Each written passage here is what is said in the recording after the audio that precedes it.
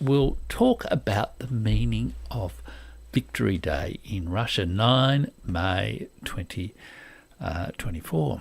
Now, Victory Day in Russia commemorates the day on which the Soviet Union defeated Nazi Germany, liberated Europe, Germany, the world from the Nazi occupation and or threat, and of course liberated Berlin.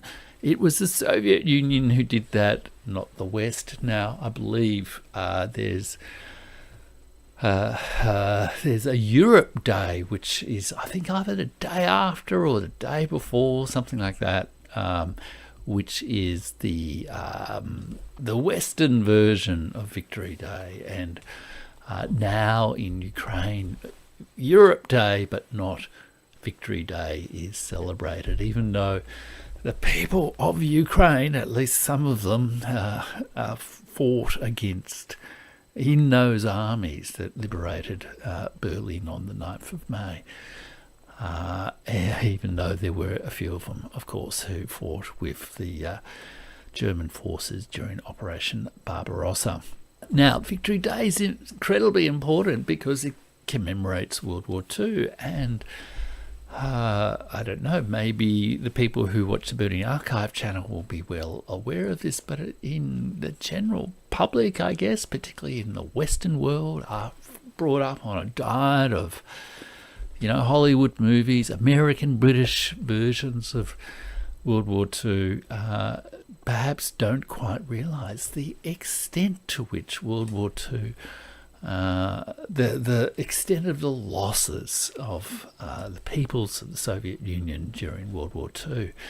It was truly, truly astonishing. Like, it's estimated that something even more than 27 million people died during World War II. They weren't all soldiers, but a large number of them are. And, the historians talk about the sort of margin of error in the calculations for losses of World War II in the realm of a million or more, because it is quite difficult to calculate. You can understand, Leningrad was entirely besieged for something like 3 years. Approximately 1 million people died of starvation and bombing and the cold and desperation in Leningrad during the siege. And it's significant that at times people talk about the economic sanctions that the West are putting on Russia these days, with a reference to the siege of Leningrad. So extraordinary losses. Every family in Russia would have experienced some kind of loss during that war. And so it is extraordinarily powerful. And like most commemorations of war, you think about Australia, Anzac Day, you think about V-Day or whatever it is, or the other sorts of commemorations of sadness, death, loss, sacrifice. A whole lot of very complicated emotions and complicated stories are involved in those commemorations. Like those days in Russia, the Victory Day has gone through some different sort of forms over the years. Initially, it was a relatively low-key affair, I guess, as one could perhaps imagine. One can't quite... you just think about it, 27 million, that's the entire population of Australia. We don't necessarily want to get out on the streets all that much. But from the 1960s, it kind of picked up. and continued through the Soviet Union and became quite a significant military parade, one of the major military parades. So demonstration of the resurgent power of the Soviet Union during the 60s and 70s. Continued to like the end of the Soviet Union in 1991, but then for a few years kind of went into a pause, but was revived fairly soon afterwards by Boris Yeltsin in 1995. So really only like about 3 years after the collapse of the Soviet Union. When you think about it, there was a lot of mixed up feelings and a lot of issues to kind of come to terms with in terms of the communist legacy, the way in which Victory Day was treated with, communist propaganda, a new embrace of the West, a sort of a sense of a kind of a sense of cultural defeat almost in parts in the Soviet Union. And then, of course, the 1990s was a period of political disorder, social disorder, economic collapse. It was a tragic set of years. But it was in the 1990s that Victory Day sort of kind of got back on its feet. But then under Vladimir Putin's leadership in the 2000s, it started to be revived. And there are a lot of people who talk about Victory Day very much in terms of like propaganda and Putin and, extreme patriotism and all this kind of thing. And there's a very big, you could almost say it's an industry, but certainly there's a big number of people who are in the United States and Britain who work within a certain tradition of talking about invented tradition and the use of history for governmental propaganda sort of purposes. And no doubt there is some element of the government in Russia using those ceremonies, those histories, those icons in that sort of way. But it also very much, I think, comes to some degree up from below, from genuine cultural expression of people. And there is I think the perhaps clearest example of that is what's called the March of the Immortal Regiment. And really in 2012 it was, when people were still a little bit uncertain about how exactly to celebrate Victory Day, as indeed over time people have had this same question in Australia and other countries with the gradual, I guess, dying out of so many of the veterans of World War II. I mean, it is now nearly 80 years ago. But from 2012, there was a group of journalists in the city of Tomsk in sort of Siberia, I think it is, sort of central Russia. They organised a street march where the descendants of veterans marched through the city with holding up photographs of their deceased relatives who had fought in World War II. And they called it the Immortal Regiment. It initially attracted a group of about 6,000 people, but then it really caught fire. It caught people's imagination. And I think you've even seen expressions of the same sort of thing in some of the sort of, war memorial type marches in the West. But it has such deep resonance, of course, in Russia. You've even seen Vladimir Putin march in some of these marches with, photographs of his dead relatives from the war. So it became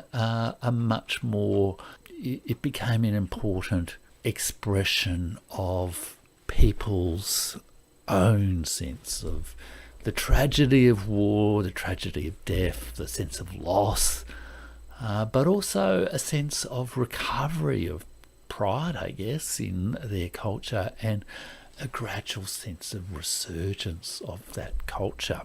And on Russia Today, in fact, there's quite a good little article about this Victory Day thing. And it says there that the idea of marching with the photographs of their ancestors appealed to people all over Russia. And the very next year, immortal regiment events were held in almost all of the major cities of Russia. The march instantly became a Victory Day tradition, and the event gained official status. And there's an online offshoot of the Immortal Regiment where anyone can publish information about their ancestors who fought in World War II, with now nearly 1 million records online. Thus, this writer says, who's an historian, May 9th acquired a new meaning. It became not only a veterans' holiday or a celebration of military triumph, but also a memorial march which allowed people to honour their personal family history. And if you caught the the song I played at the start of the live stream, Shamans, Vastanam, We Rise. Incredibly powerful song. You should check it out if you haven't already done so.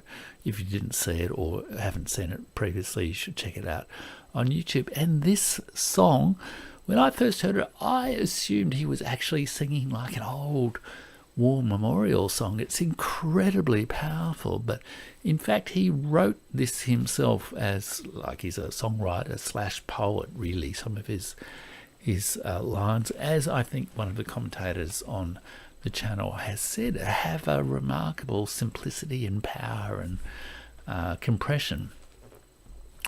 He wrote this song himself only in 2022, and both with the quality of his singing and the quality of the lyrics and the emotion of that song, it sort of caught something in the mood. It's become something of a iconic song of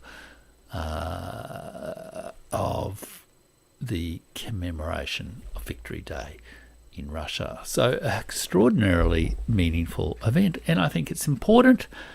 I think it's also I think a sign of how important this is, and how we need to listen and respect and try to understand it, but also see this as a bit of a example of different understandings of what happened in 1945 and how the world was arranged in 1945. This is a topic I've been exploring in my Substack, where I've been writing a sort of a history of the multipolar world. We've got a certain assumed set of stories in our sort of Western heads, which are not really the same in other parts of the world. And we need to understand how the other parts of the world have seen how the world has shaped and changed since 1945, since 1991, since 2008, since 2022, and try to see how there's some new forces of the world. And one of those forces is this growing sense of, I guess, cultural resurgence, the sense of pride, I guess, in Russian civilization, Russian culture, but similarly in India and China and other parts of the world. The West simply cannot continue carrying on with the idea that, you know, it's the garden and the rest of the world is the jungle. We can't really keep preaching like Konstantin Kishin that the West is best, and everyone else needs to really pull themselves in line. And look, there is a wonderful post on the Russians with Attitude Twitter stream. I listen to Russians with Attitude quite a bit, and I'll just bring it up here. You can see that on screen, and I'll just read it to you, or at least parts of it to you as well. So they say, so Russians with attitude, a bunch of guys who live in Russia, they do an English language broadcast about Russia, and it's great listening. I started listening to it before the special military operation. It's had a particular flavour. Since the special military operation, they've covered a lot of the events, but it's fascinating because you get an insight really into how contemporary Russians see history and their culture, and they, as I'll talk a little bit later, have a different sense to the standard stories that we tell ourselves.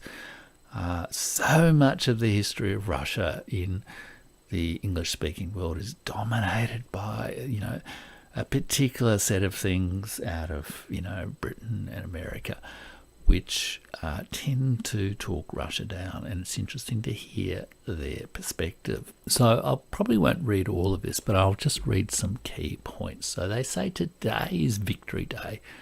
People in Russia in the West love making this date about stuff that is far removed from the important thing. People love discussing who or what won the war. The war was not won by Stalin's genius or the superiority of the Soviet system. Stalin was a thug who put a bunch of incompetent yes-men in charge and only started doing sensible things on the verge of apocalypse. The Soviet system sucked.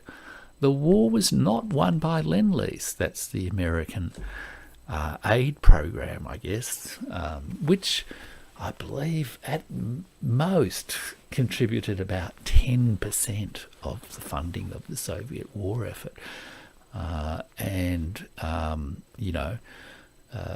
Russian or the Soviet Union was contributing in like much greater proportions of artillery and human resources and airplanes and other sorts of things in the conduct of the war.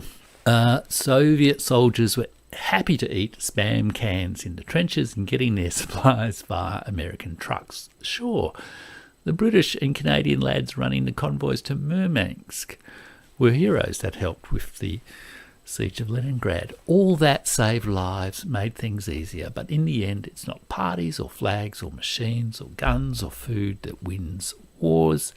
It's people. You can have the best logistics and the biggest guns, and in the end it's still a contest of wills, and if your will falters you will lose. And then they tell the stories about their own families who and their experiences in the war, and I'll leave that to you to read. I'll include the link to the tweet in the description below, but they finish off this long tweet by saying, my great-grandfathers and their brothers, 9 men, 7 of them were killed in battle, whole bloodlines wiped out, settlements erased from the map forever.